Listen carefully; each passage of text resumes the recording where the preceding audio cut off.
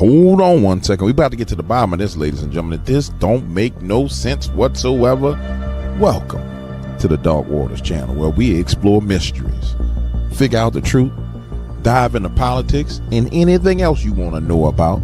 That's what we doing over here, baby. Let's go. What's up, ladies and gentlemen? The one and only James Williams Dark Waters, and I'm back. And I hope you're having a good morning. I'm having a great day. Thus far, I'm having a great day. Slowing down on that eating today, so I can ascend a little bit easier into the spirit realm to have a conversation with my father. But I want to share some things with you. You know, I disclosed to you why the Somalians was on the chopping block. And the reason why the Somalians was on the chopping block, just to quickly rehash it, is because they come from that Marine kingdom. And somebody will say, well, DW, Muslims don't have nothing to do with Marine kingdom. Go back, watch videos. I explained it all to you.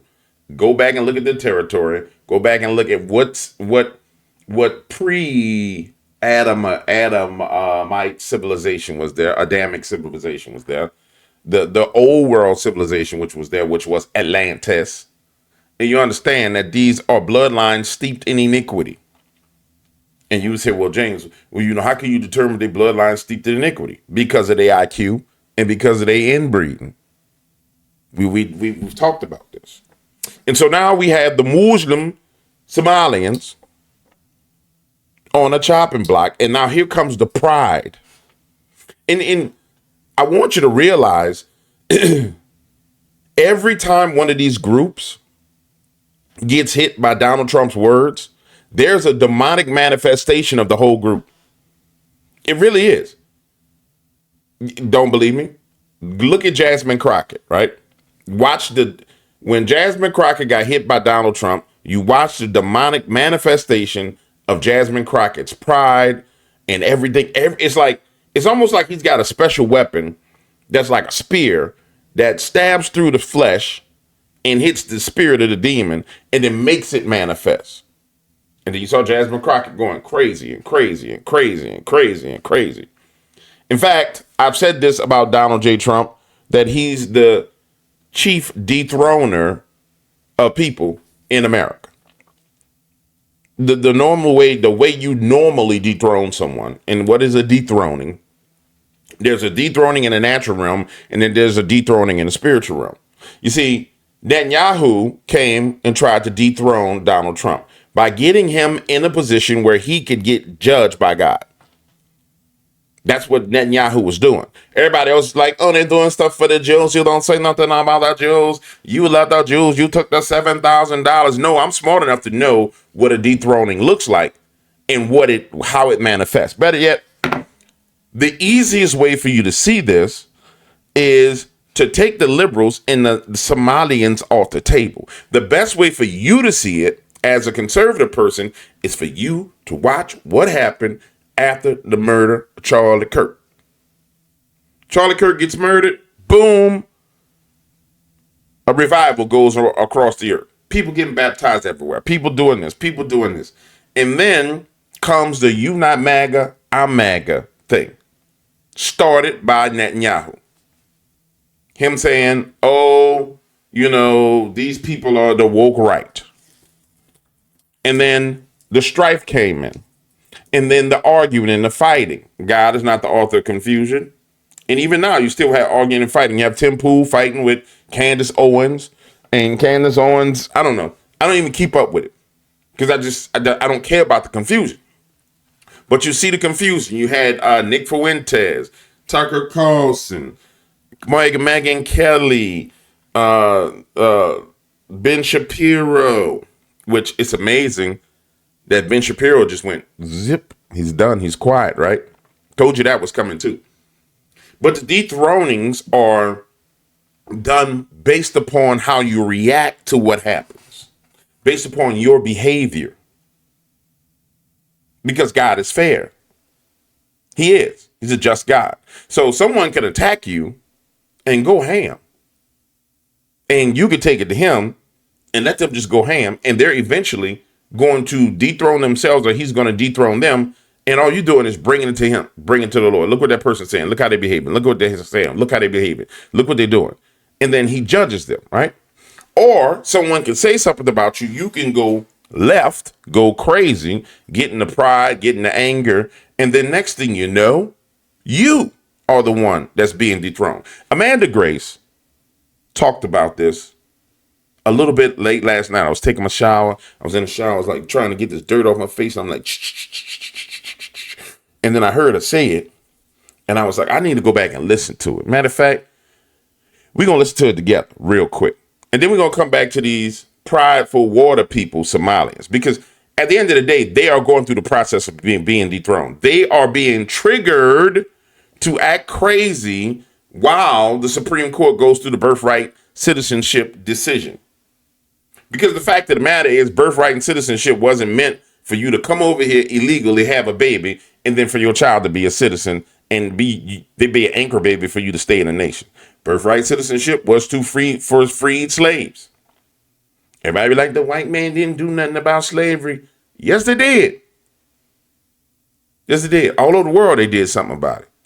And it wasn't just the white man. It was Christian men who did something about slavery all over the world. Well, DW, you's a sellout coon Negro. Okay. I sold out for Jesus. I don't have no problem being sold out for Jesus. You heard me? And I'm sold out for the truth, which is Jesus. So you can run around here and be all in your feelings and have your feelings hurt and be a victim your whole life. My Bible says we are more than conquerors through him that loved us, Christ Jesus. I'm trying to figure out what it means to be more than a conqueror. How do you walk in being more than a conqueror? That means there was a battle fought and somebody was conquered, but there was an action taken and there was a conquering. And then now I'm beyond that. I'm trying to figure out how that worked. I'm trying to work my way into that while you sitting there looking around paranoid, can't go to the grocery store because, oh, look how these white people looking at me. They gonna get me. Oh, you got to be careful. Go on now, Amanda Grace. I'll be right back. Now, I'm taking you over here to my girl, Amanda Grace. And Amanda's getting ready to go into, I'm coming on the end of her tirade about the podcast is going crazy. Because I'm going to tell you like this. The one thing I've learned, and I've learned this lesson, and I learned it from the bad side of it. The one thing I've learned is if I don't know the person and what's going on with the people, I'll give a light opinion on it. I'm not going to really get into it. And the reason why is because I don't know. I don't have the inside baseball. Now, if I don't know and I'm too lazy to dive in and pay a lot of attention on a subject, then I stay away from it. Because now I'm speaking in ignorance and just on first sight. You know what I'm saying? So I need to be engaged in looking at it. So when it comes to all the Candace Owens, Charlie Kirk, Eric Kirk, that's not my generational thing. So I'm not in it. Like, I'm not like, ooh, I can't see the layers of it because I would have to go back and research all the layers. So you very seldomly hear me talk about it because I'm probably going 99% chance to be wrong. And I'm really not interested. I'm interested in the higher picture. And so this is Amanda Grace coming out of that, going into explaining how pride manifests itself. You can look in her eyes, she's about to go off. Look, you see them eyes? She's like, yeah, I'm about to get him. Let's go get him, Amanda. Now, what's happened to everybody since the death of Charlie Kirk was there was a magic spell done against everyone. You could see it. There was a word spell casted. That word spell was about who is what and what is who. It was a word spell to divide people. And I called it back then. I said it was the spirit of Amalek coming in. And then you saw Ted Cruz and you saw the Christian Zionists going out and saying, if you don't support Israel, then you're not a Christian and all this other stuff. So it was accusations being made. And anytime you see people making these accusations, then you know they're standing in the seat of Satan when they're just sitting there accusing people of things. And then when you accuse a broad swath of people of things, now you know they're sitting in the seat of Satan, because Satan is the accuser. Anytime someone is like, literally, you ain't did nothing wrong and somebody's accusing you of all kind of crap, then you know that's Satan. Well, DW, you trying to say that the pastors is Satan? Yeah, I'm saying that they're doing the work of Satan, because that's what he does. He's the accuser. And so I don't want to be accusatory of anybody. I'm going to try my best not to be, because I don't know what's going on with Candace Owens. I don't really know what happened with Tim Pool. I'm not in Tim Pool's house, and I'm not finna call Tim Pool's police department to find out if there's a police report to see if there was a shooting. I'm going to take it at face value. I'm looking at Tim Pool's eyes and be like, yeah, he seemed a little shook. I can speculate as to why he was shook, but that's it. It's the same thing I said about the guy who was talking about Donald Trump and Pete Hegseth and how they're not Christians. How does he know? Is he there when Pete Hegseth wakes up in the morning? No. I can tell you how we know. We judge them by their fruits. But if you haven't even paid attention to the fruit, then what are you talking about? Anyway, here we go. I had to go read through the transcript to find it. This is the point that I wanted her to get to. And weigher of what is right. It is a purveyor of prognostication. Pride has to be present for destruction to happen. That is why Proverbs 16:18 is written in that order. Pride cometh before destruction, and a haughty spirit before a big fall. Pride will be inflated and present before destruction ever occurs. King Saul, who stepped into that realm of pride. He became obsessed with destroying David, sowed seeds of assassination against David, slander, manipulation, lies, betrayal, destruction. All these things he sowed as one who held the seed of influence. And then because he did not repent and continued to plant that crop grew and came due. That wage had to be paid. And all those corrupted actions Saul sowed, it produced a crop of destruction in his life and the life of his family. Saul went down so many rabbit holes in his mind that he actually went into the darkness of insanity and never came back out. The conservative movement right now is filled with Sauls, which you know what that means. Saul will be overthrown and David is coming on the scene. There's about to be a shifting. Saul will have a road to Damascus experience and become Paul. We have two types of Sauls right now in the conservative movement, and both are going to be dealt with. That same spirit that influenced Saul is influencing people in the conservative camp, influencing people like Candace Owens, Tucker Carlson, others like them in that camp. It's whispering in their ear everything they want to hear in the flesh. Employing every fleshly tactic to stay on top is fleeting and it's unstable.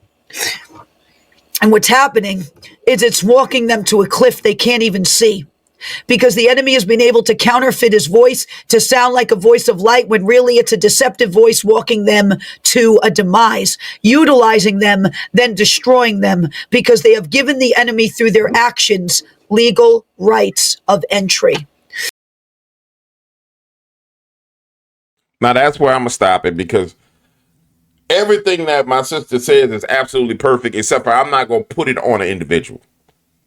I'm just not going to put it on an individual, because in order to put it on an individual, I got to be intimately involved with that circumstance to know if it's that individual. And what do I mean by this? Let me break it down for you. Remember, we're talking about the dethronings coming. And I'm not going to say that she's wrong, but I'm going to say I'm not going to go down that roadway with her, because we have ego eyes. And the closer we are to the situation, ladies and gentlemen, the harder it is for us to see. And so we soar like eagles. As we soar like eagles and you soar around, you see nothing but pride throughout the conservative movement. You see Milo Yiannopoulos coming back on the scene, which, let's be clear, Milo, Candace Owens, and and Charlie Kirk was the three OGs of that generation. It was Milo, who got canceled, Charlie Kirk, and Candace Owens. So we got the three dogs who was there from the beginning. They are the ones that birthed from their womb all the rest of these people.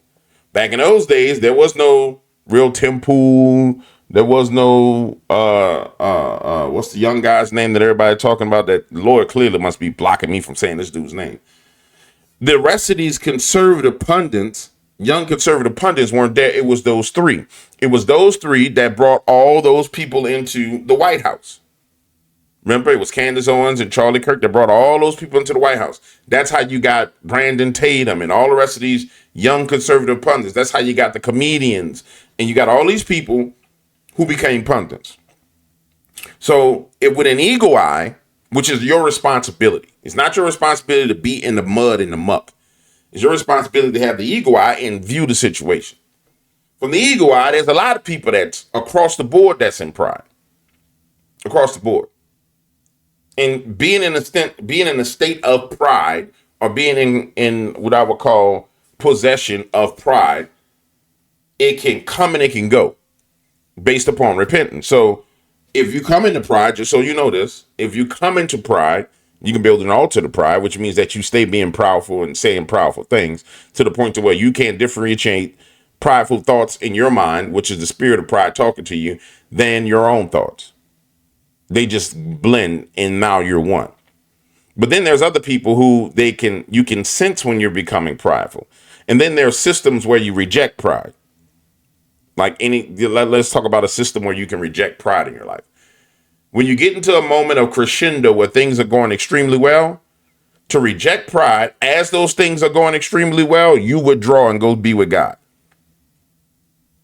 You withdraw from all the praise, when things are going fantastic, everybody's like, oh man, you the best. You just withdraw and go hang out with God. So while everybody's cheering you on, you did this. Hey man, I'll be back. I'll catch up with y'all later. And then you go to a private place and you just sitting there, you talk with God. Well, Lord, thank you for doing this for me. Blah, blah, blah, blah, blah, blah, blah. And you go spend time with him while all this rigmarole is going on, while all these celebrations are going on, you're gone. You're missing. You're with him. And that can happen in a what I would say in a space frame where it's literally an event going on and you disappear and go spend time with him. Or it can happen in a mental sphere where all this stuff is going on that's good, but mentally you're like, nope. Lord, you in your mind saying, Lord, I just want to thank you for making this possible. I know it wasn't possible without you. In fact,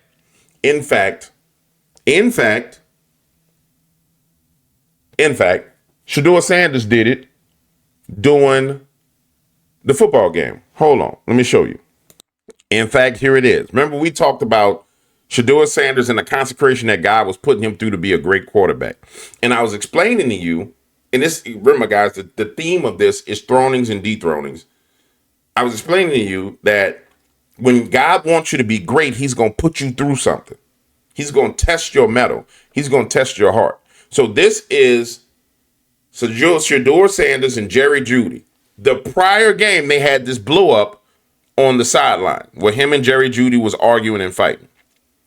This is Jerry Jeudy scoring a touchdown. He runs, takes a knee, pulls him down. Watch it. He takes a knee, pulls him down to his knee, and thanks God, and then pats him on the head and goes about his business.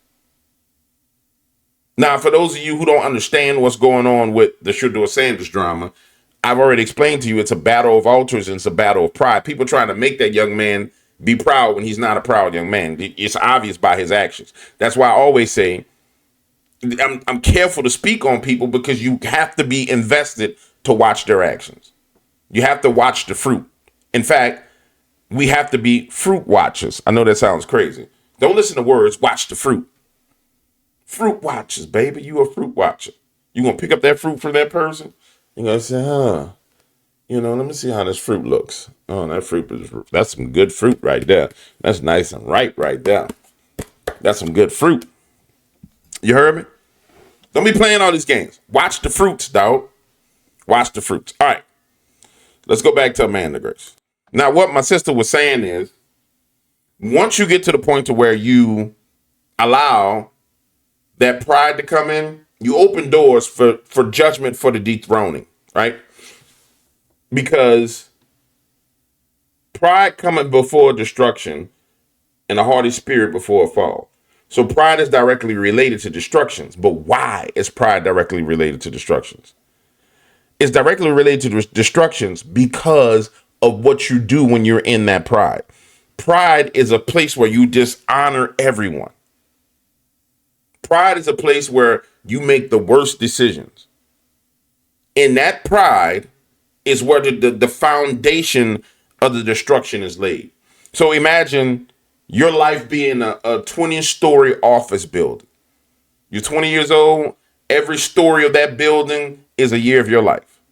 And you go into pride and you start acting crazy. You might go down to you're 20, you may go down to the 16th floor. And now pride is setting C4 on the support pillars of that 16th floor. Right? And getting ready to detonate everything that happened in those last 4 years. Because of pride. Every relationship, every step forward, everything, because you're in pride. You're going through isolation. You're dishonoring your parents. You're doing all this other stuff. And then here comes the moment. Boom. You do it yourself. You dethrone yourself.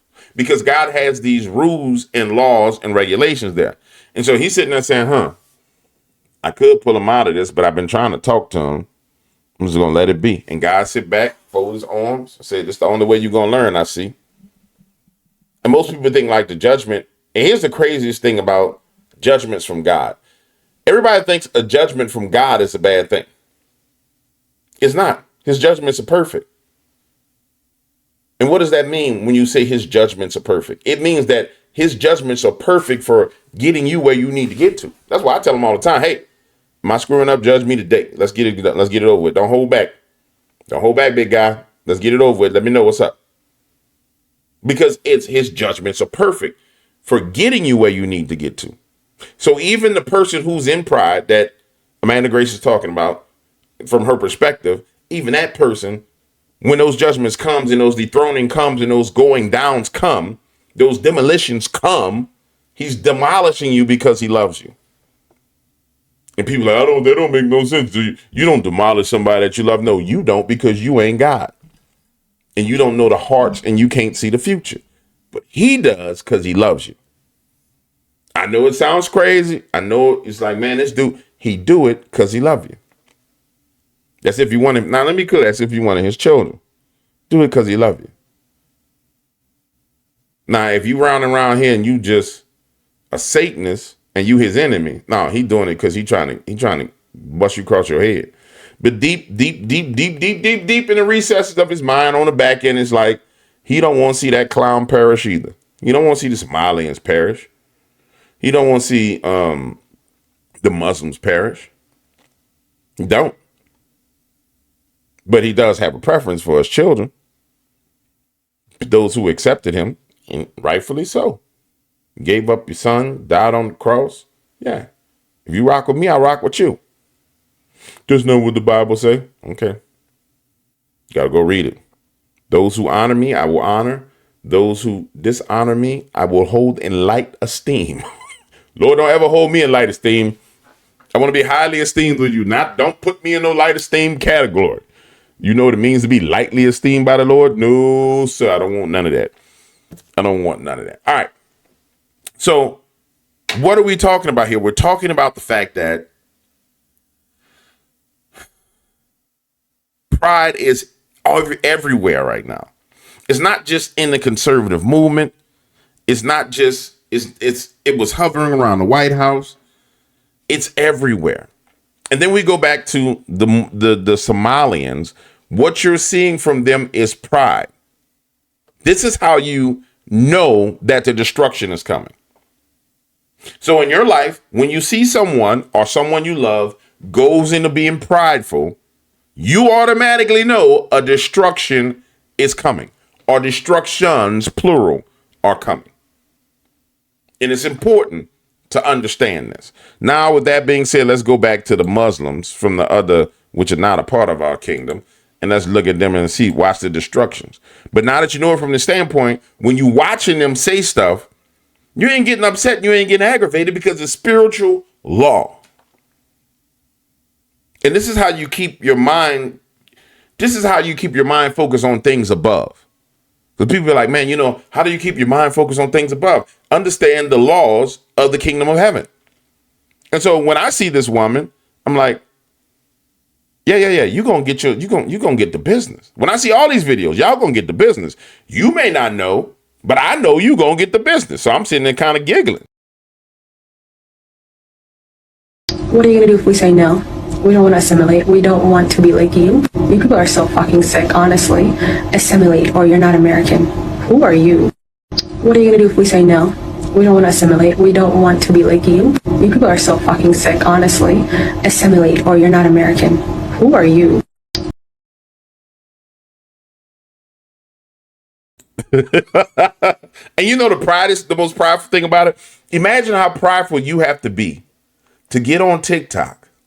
Really think about it. In America, you can't live in your country because your country is a hellhole. You come to America, think about how prideful you got to be to get on TikTok and then say, F you, who are you, that we need to assimilate in your country. You see it? Do you see what I'm saying? You get it? No, y'all don't get it. Let's go to the next one.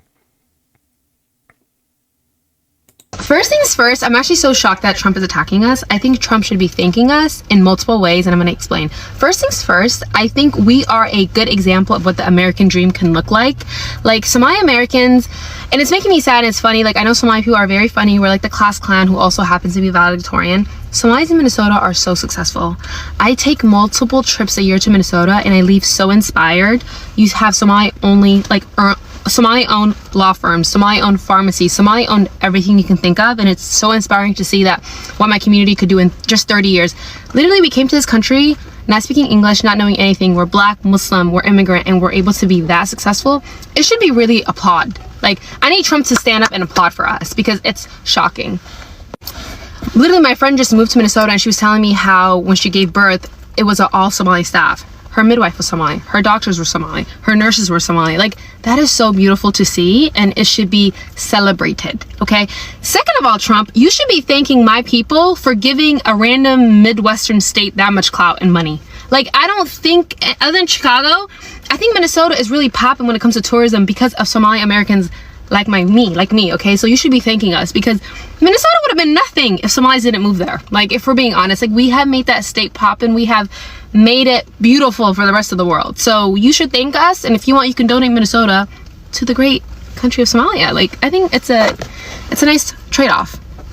And last but not least, I'm so happy that people are discovering how funny, witty Somali people are. We're very confident.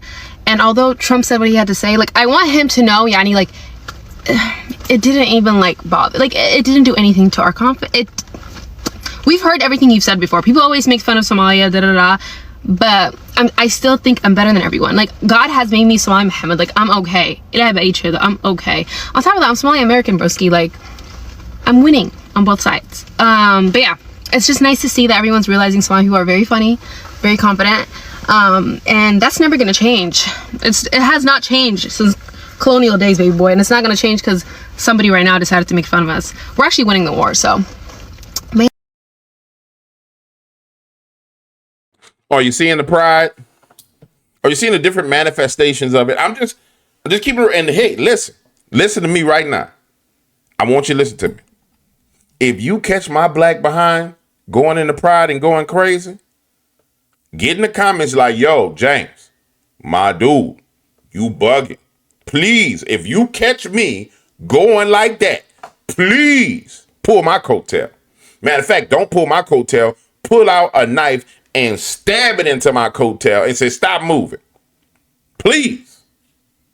Because I've seen the manifest. I've seen what the destruction looked like. And matter of fact, I'm going Karen Bass. Remember Karen Bass? I've seen the destruction. I've seen the destruction. Yeah, I'm with Karen on this. I have seen the destructions that come from pride. I have seen the time wasting that comes after pride. That is the most vicious spiritual attack that could ever hit your life. because pride comes, and upon the heels of pride comes time wasting and time wasters, which are people who waste your time. Then they partner with pride. And so you got pride and time being wasted. And then circumstances come that feed pride and waste time. It's oh my goodness, I have seen the destructions. Karen Bass, I'm with you, and I've seen the destruction. I've seen the destruction. That girl crazy, man. That girl real crazy, man. That girl real crazy. Here go another one of the Somalians, full on in pride. Now, this boy right here, boy, you should have stayed off the internet, boy. You should have never said what you about to say right here. Because you on the internet. The internet finna do you dirty. In fact, they did him dirty within 24 hours.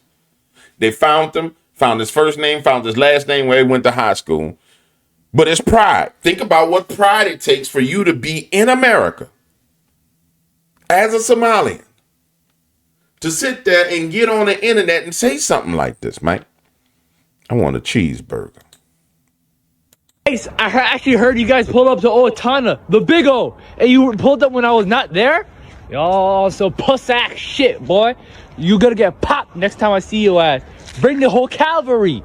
Yeah, boy, you guys are scared. Scared of the stingray, baby. Woo! I actually heard you guys pulled up to Otana, the big O. And the worst part is he trying to do some black thug culture while he mixed into it. You could tell that boy not cut from that cloth. Why would you do this? Pride. Pride and low IQ. That long head, low IQ. And I don't know how their head's so long. Maybe it's because their brains are thinner or condensed. But that's pride, bro.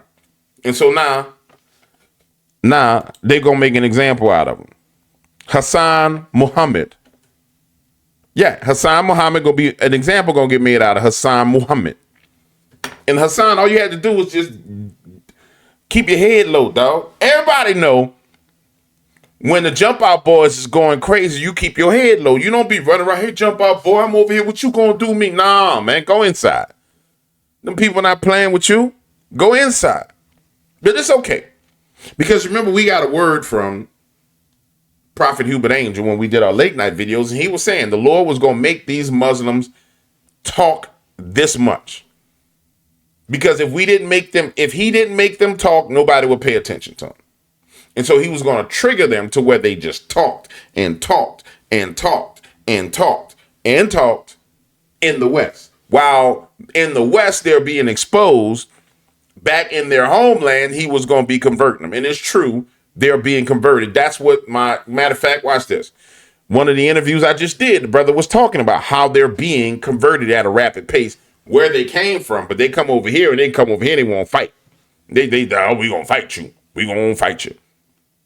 You're not gonna win. They're not gonna win. I'm not gonna go to that next video. But what I'm gonna say is this.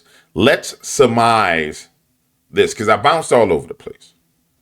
The summary of what I'm trying to say is this. Understand that in your life, in my life, in our family's lives, there come time periods where you can become dethroned. A dethroning is where you lose your position of power, respect, or honor. What we're watching across the board everywhere, you've watched dethronings. The last dethroning I called was Ben Shapiro. I said Ben Shapiro is about to be dethroned and he will no longer be of any influence. Have you heard anything about Ben Shapiro at all? Nope. Ben Shapiro's gone. You want to know how we knew this? Because Ben Shapiro was partnering with the spirit of Amalek and pride and going out and telling everybody what they could and couldn't do. He was going out lying. He was going out doing all these things. And this is why I want to tell you guys to be careful about Candace Owens, because there's something going on with her. The trigger for his downfall was him making accusations about Candace Owens. And Megyn Kelly came in and drove the knife into his heart, if you recall. But the trigger point was Candace. And just so you know, the way you feel about a person, the way I feel about a person don't matter. God will raise a person up and slam people against them, one after the next. Bam, bam, bam, bam, bam, and judge everybody that's slamming against them. He will slam people against you. He did it to me. Stand there, James. All these people going to talk about you. Boom, boom, boom, boom. My Lord, I've helped all these clowns. I know I made you help them. My Lord, why did we help these people if they were going to do this? I want to judge them. My Lord, did you have to use me to judge them? No, but we have an agreement. You said whoever I wanted to help, I could help through you. And this is when I learned that his judgments are actually helping people. I say, well, how is this going to help them? My judgments are perfect. And it took years for me to come to the realization. It took years for me to realize when he says, my judgments are perfect, it means, no. Even when that person's crumbling, the rubble that's left over is the perfect material that he needs to raise them up. So, for example, one of you listening to me right now, you may be in the rubble state. You may have been prideful, you may have been angry, you may have been upset, you may have been in the rubble state of your life. You're looking around and like, man, this stuff is all messed up, dog. House on fire, car being repossessed. You may be in the rubble state. Divorce.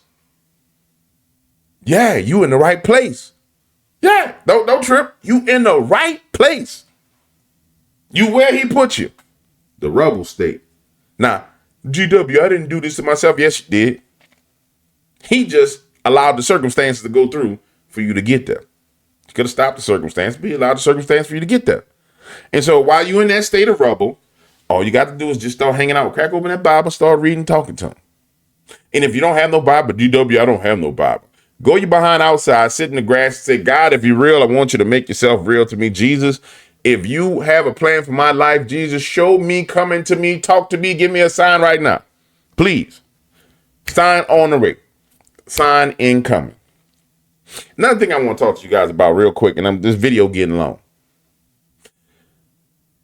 Some of you guys been having a problem with your sleep. And I gave you some temporary solutions, some band-aids for your sleep. Pastor Chris praying in tongues is a band-aid for your sleep. That's a band-aid. If you got a bullet wound to the side of your through your shoulder, do you stick a band-aid on it? No. You go get surgery. You go to the surgeon. You get the bullet extracted.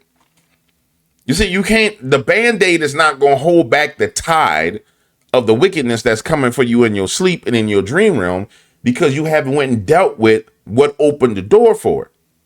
So don't sit there and be like, oh, I slept good tonight because I listened to Pastor Chris talk in tongues. Yeah, go close the door.